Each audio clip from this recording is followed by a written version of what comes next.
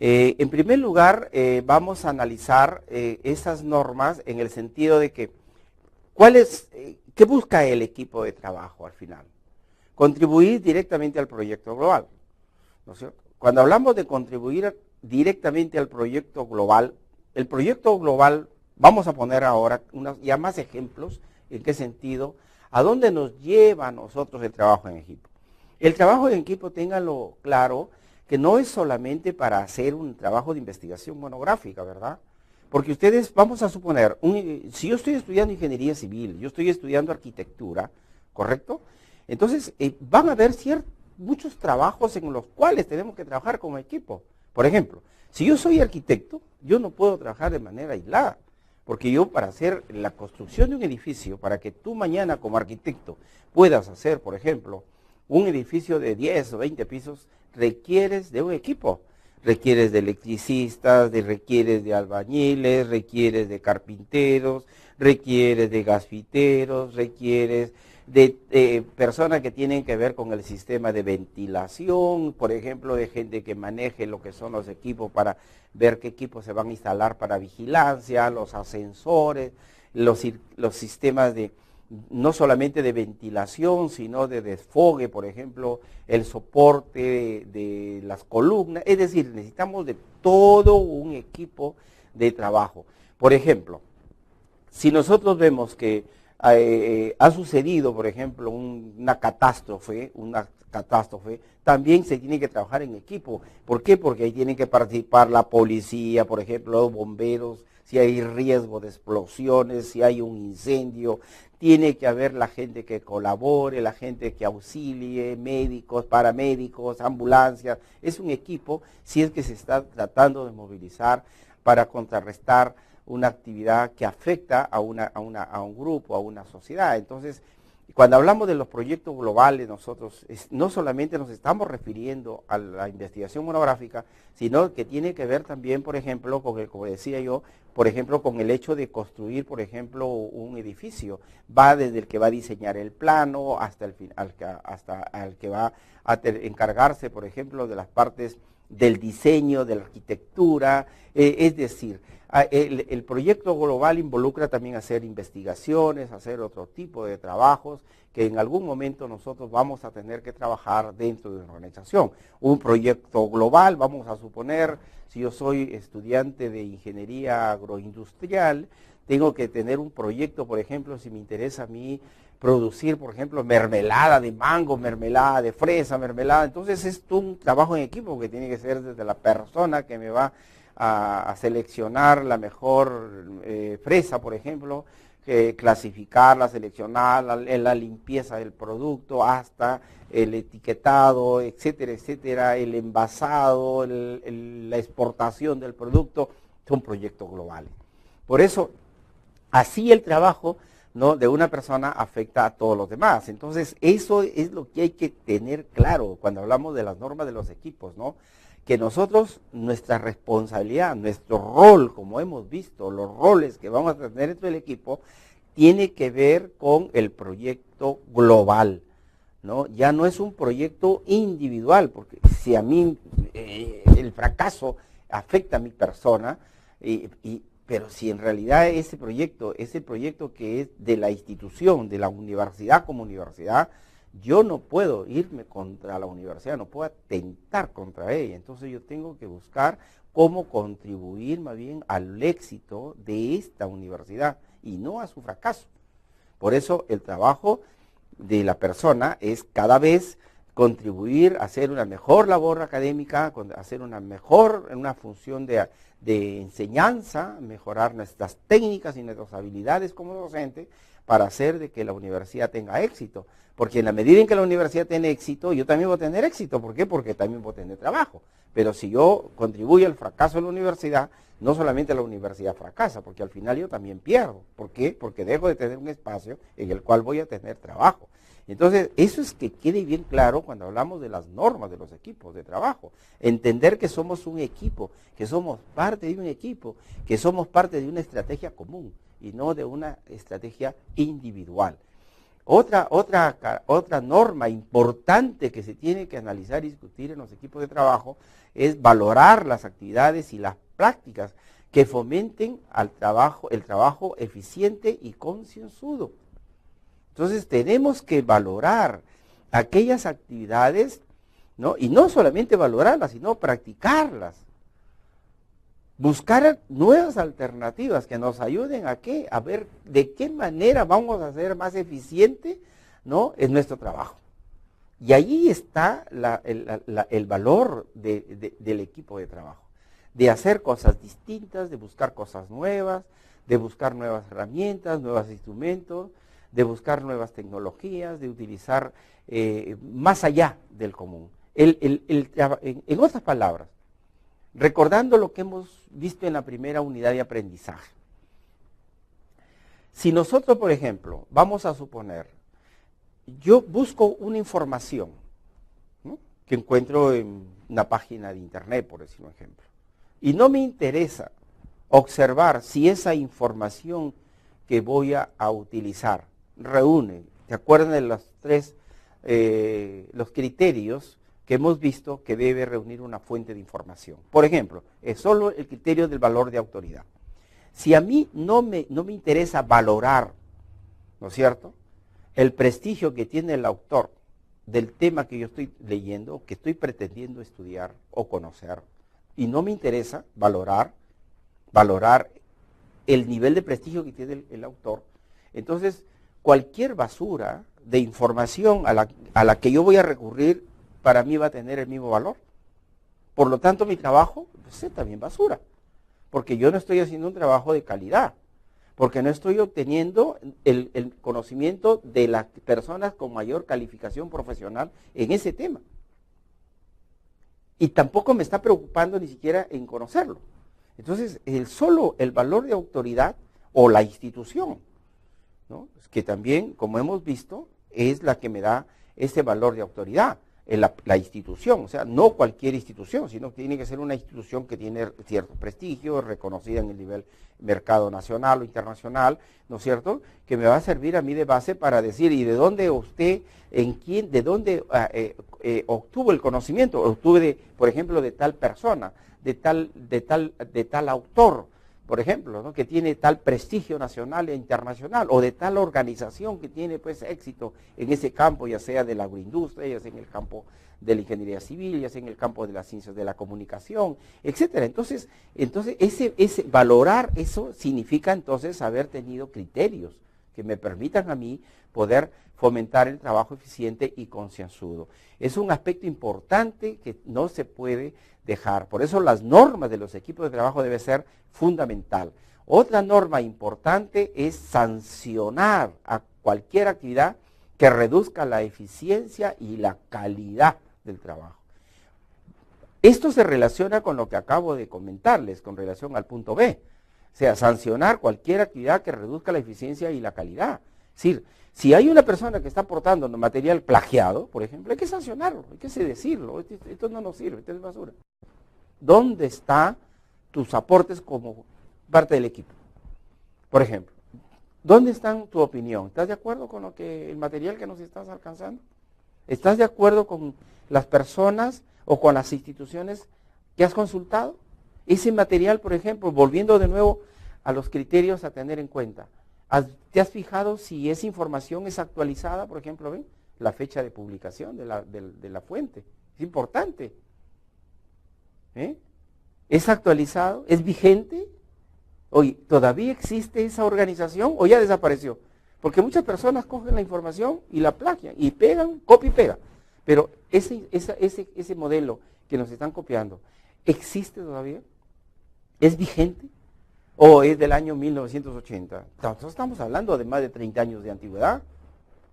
¿Y cómo hemos logrado comparar entre esa información que tiene 30 años con la actualidad? ¿Dónde está la comparación de fuentes? Entonces, tenemos que ver que el trabajo que se está aportando sea un trabajo de calidad, no cualquier cosa.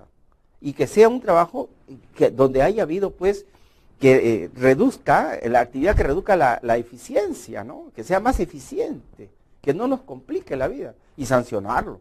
Y la sanción va desde la separación definitiva. Ahí tenemos que olvidarnos de mi pata, de mi amiga, de mi compañero de colegio, mi compañero de barrio. Está bien, puede ser tu compañero de colegio, puede ser tu compañero de barrio, todo lo que quieras. Pero ese compañero de barrio, ese compañero de colegio va a afectar, va a atentar contra el trabajo tuyo o el trabajo de tu organización. Por lo tanto, es importante también dentro de los equipos de trabajo establecer normas que premien, como también sancionen, ¿no?, cualquier actividad que va a afectarnos dentro de nuestro trabajo. Impulsar la interacción centrada en la tarea, ¿no? Es fundamental, ¿no? Evitar que la actividad dentro del trabajo no esté orientada a las tareas que nosotros tenemos que desarrollar, que tenemos que cumplir, y que no contribuyan al logro de las tareas. Entonces, eso también hay que tratar de desvirtuarlo. Por eso es importante esta norma. Ayudar a alguien o consultar a los demás acerca del mejor modo de hacer algo. Es importante. Nosotros sabemos que el conocimiento es amplio, que el conocimiento no es propiedad individual, no es propiedad de un grupo tampoco, el conocimiento está allí, hay que buscarlo, hay gente que siempre está aportando nuevas ideas, hay nuevos avances, entonces hay que buscar la manera de ir consultando a quienes nos pueden hacer mejorar nuestra calidad de trabajo, e ir a ver qué opinión tienen sobre lo que estamos haciendo y de qué manera lo podemos de repente hacer mejor, o de repente cambiar o modificar lo que nosotros pensábamos que estábamos haciendo bien, o de repente dentro del equipo hay alguien que está débil, que no está avanzando al ritmo que vamos nosotros, entonces hay que ver la manera de cómo ayudarlo rápidamente, ayudarlo todos. ¿Para qué? Para que él pueda también sentirse respaldado si es que está afectándole de repente algún estado emocional, sentimental, que puede estar atentando contra su capacidad profesional de este compañero o compañera. Entonces hay que ver la manera de cómo ayudarlo para hacer que esta persona no sea más positiva y no sea más negativa dentro del trabajo que estamos desarrollando. Y finalmente, en lo que respecta a las normas de los equipos de trabajo, es valorar a la gente con actitudes diferentes. Ojo, esto es importante, pues pueden aportar a la tarea un punto de vista y unas experiencias diferentes. Hay que valorar a esas personas, no cortar, no limitarlas, al contrario, siempre fomentar nuevos conocimientos, nuevos aportes, nuevos puntos de vista. Las experiencias se suman, no hay una sola experiencia, no hay, mi experiencia es la mejor. Hay experiencias, nosotros pensamos que a veces la experiencia que nosotros hemos tenido o es la mejor o es la que mayor sufrimiento no puede tener otra persona. Eso es falso, ¿no? Es la forma como nosotros hemos experimentado ese tema o ese problema no quiere decir que no haya otra persona que haya logrado tener una experiencia mejor o peor que nosotros. Entonces, eso es importante de valorar, que hay gente que tiene esas actitudes diferentes, pues pueden aportar a esa tarea mejor que nosotros. En concreto, entonces, podemos decir de que en esta unidad que hemos visto sobre el trabajo en equipo, ya haciendo un comentario casi general de toda la unidad, podríamos decir entonces de que en el trabajo, el equipo de trabajo es, como decían los mosqueteros, acuérdense ustedes esa famosa frase, ¿no? Todos para uno y uno para todos, ¿no? O sea, eso, como estamos observando, no viene de ahora, viene de muchos años atrás. El éxito de las organizaciones está en la visión colectiva de grupo que tiene el trabajo en equipo, ¿no? Muchas veces nosotros envidiamos y criticamos el éxito de otros, pero es la suma de los conocimientos los que nos hace tener éxito. Los hogares, las familias que trabajan organizadamente, que se apoyan unos a otros, tienen éxito. Pero en los hogares donde está dividido, donde hay rupturas, donde hay fracciones, donde unos buscan atentar contra los demás, no se han dado cuenta que fracasan las familias, que los hogares no contribuyen al éxito. Un ejemplo simple, ¿no? Que a veces la vida nos da lecciones, como vamos a ver al final, pero el caso de Chelita, por ejemplo, esta este personaje de la televisión, como han visto ustedes, posterior a su muerte, como entre hermanos y las personas que la han ido cuidando, discuten hasta la actualidad, se pelean de repente por las herencias, por las pocas o pequeñeces cosas materiales que puede haber dejado, están ahí logrando buscar bienes personales, más no bienes comunes. Por eso muchas familias, lamentablemente, cuando mueren las cabezas que conducen los hogares, no se destruye esa familia por las ambiciones, ¿no? Los belicosos que hay dentro de la familia hacen que esto fracase y la familia se derrumba, ¿no? Caen los padres, murieron los padres, el hogar, y viene el distanciamiento entre hermanos, entre hermanas, la familia se desintegra porque no hay alguien que armonice. Miren cómo estas cosas que les estoy comentando ahorita es parte de lo que hemos venido viendo. Por eso el trabajo, el equipo de trabajo es importante, ¿no? Que lo entendamos, que se suman fortalezas, se suman también debilidades, pero esas debilidades se empequeñecen en el trabajo en equipo, porque las fortalezas son mayores que las debilidades.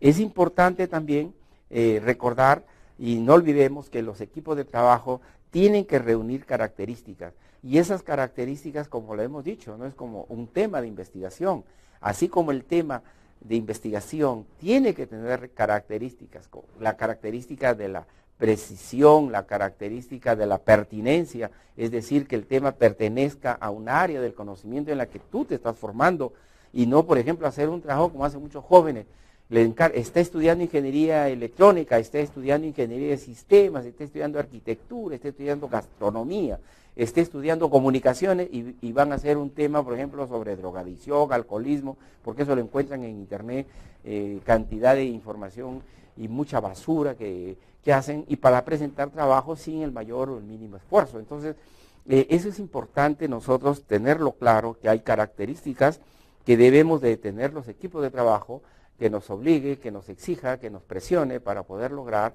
éxito, trabajos con calidad, con eficiencia y con eficacia, ¿no es cierto? No nos olvidemos también que hemos visto que hay una serie de roles, ¿no?, que debemos de cumplir, es decir, el papel que vamos a desempeñar dentro del equipo de trabajo. Las funciones que cada uno de nosotros debemos desempeñar, tener bien claras las funciones de cada integrante del equipo, ¿no?, la responsabilidad que nos cabe a cada uno de los integrantes de los equipos, pero también, ¿no?, reconocer que existen una serie de normas que tenemos que definir en el equipo, normas que definan el éxito del trabajo, y para eso tenemos que ser bien claros. Las normas son fundamentales, sin normas no funciona nada, porque no se puede dejar las cosas libre albedrío, siempre tiene que haber normas, no normas que o nos digan hasta acá puedes hacerlo, o decir no puedes hacerlo, ¿no? Entonces, si no, imagínense, esto sería un caos, una tierra de nadie, ¿no? Si en el país no hubieran normas, entonces esto fuera un caos, una tierra de nadie, cada uno haría lo que quiere, cada uno se beneficiaría el que es el más ambicioso con respecto al resto. La población, desde que tiene conocimiento, ha ido basándose en normas, y no digamos que solamente a partir de la persona que ha ido adquiriendo conocimiento a partir de las escuelas o las universidades, porque los primeros seres humanos que han habitado la tierra, y de esas tribus, de esas castas, de esas organizaciones triviales que nos han antecedido a nosotros, también ha habido normas, y normas, si no las podemos de repente haber encontrado de manera escrita, porque todavía no se había descubierto la escritura, ¿no es cierto? No había tampoco la forma de poder decir, por ejemplo, acá está la grabación, como utilizando equipos ya mucho más modernos, pero sí hemos podido encontrar, y existen una serie de aspectos que nos hacen ver que las personas desde los primeros niveles de organización han utilizado las normas, normas ya sea de transmisión oral, ¿no?,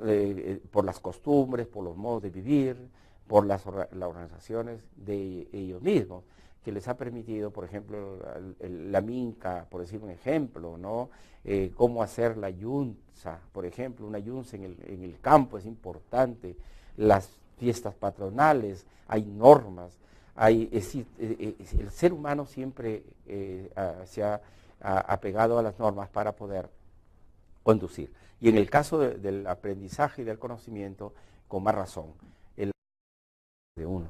Si yo quiero ser un buen profesional, eres tú el que lo vas a hacer. Y depende de tus habilidades, de tus capacidades, de tus formas de organización, de que respetes la distribución de tu tiempo, como hemos visto, que planifiques tu tiempo, que veas en los ambientes en los que vas a hacer tu aprendizaje, etcétera, y etcétera. Bien, nos estamos viendo. Gracias.